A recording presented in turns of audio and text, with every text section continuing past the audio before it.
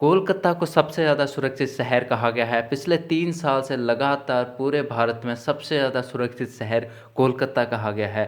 क्या तुम्हें ये सच लगता है, इसमें कोई सच्चाई नज़र आती है कि कोलकाता पूरे देश में सबसे ज़्यादा सुरक्षित है?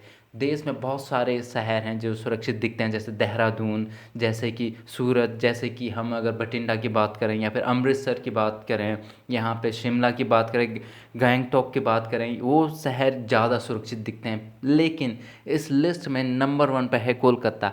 अगर हम बाकी 10 शहरों के देखें जो टॉप 10 सेफेस्ट सिटीज़ में से आती हैं, उनमें है कोलकाता, मुंबई, पुणे, बेंगलोर, हैदराबाद जैसे बड़ी बड़ी सिटीज़, कोयम्बतूर, सूरत। सूरत का समझा जा सकता है, सूरत एक सुरक्षित शहर दिखता है।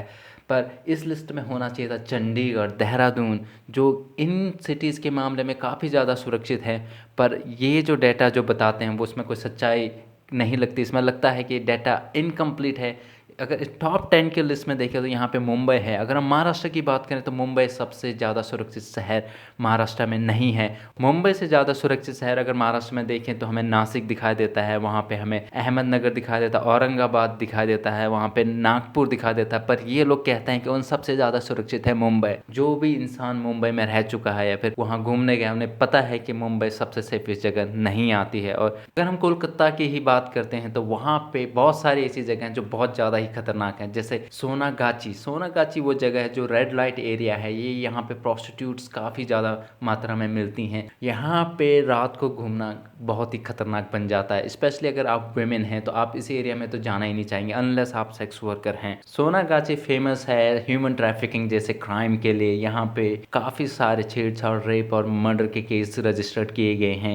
यहाँ पे औरतों के साथ छेड़छाड़ होना या फिर किसी को बच्ची को बेच देना, यहाँ पे किडनैपिंग और बच्चों को बेचना, ये सब बहुत ही कॉमन है इस एरिया में। फिर हम बात करते हैं मलिक बाज़ार की, जो कि एक ख़तरनाक जगह है। यहाँ पे आप दिन में भी वहाँ घूमना नहीं चाहेंगे इधर पे।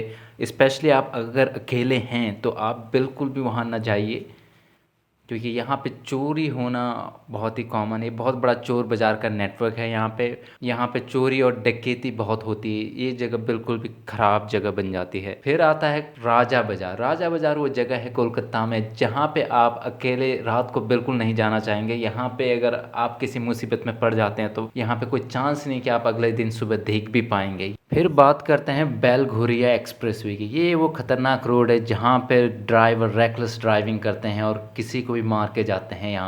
यहाँ पे बहुत सारे लोग मारे गए हैं इधर ड्राइवर्स की वजह से। उनके ऊपर कोई एक्शन नहीं होता गवर्नमेंट की तरफ से।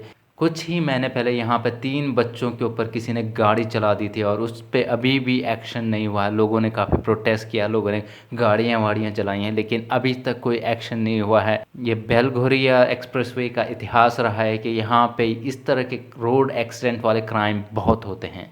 फिर हम बात करते हैं गंगा हाट। ये कोलकाता में वो जगह है जहाँ पे मर्डर बहुत ज़्यादा होते हैं। यहाँ पे मर्डर होकर लोगों की लाशें पानी में फेंक दी जाती हैं, नदी में फेंक दी जाती हैं और वहाँ से उनको ढूंढना बड़ा ही मुश्किल हो जाता है।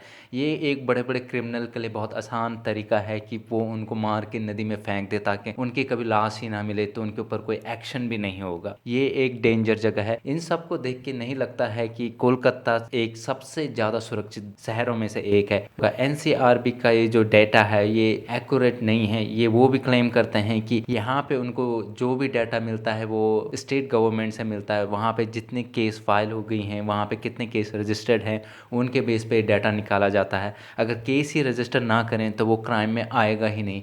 यही एक रीज़न है कि कोलकाता अभी नंबर 1 पे है पिछले 3 सालों से, और इसमें सच्चाई कम है और इसके अंदर मैनिपुलेशन ज़्यादा है, डाटा मैनिपुलेशन ज़्यादा है। इस चीज़ पे एक पॉलिटिक्स भी चल रही है टीएमसी और बीजेपी के बीच में। यहाँ इस चीज़ में बहुत सारी डिबेट हुई हैं, आपस में झगड़े हुए हैं इस चीज़ के बारे में, लेकिन सच्चाई तो ये है कि कोलकाता सबसे सेफेस्ट सिटी में से एक नहीं है। और इस डाटा को हमें एक्यूरेट बनाने के लिए हमें कदम उठाना चाहिए ताकि हमें ये पता चल सके कि एक्चुअल में कौन सी सरकार देश को सुरक्षित बनाने में काम कर रही है।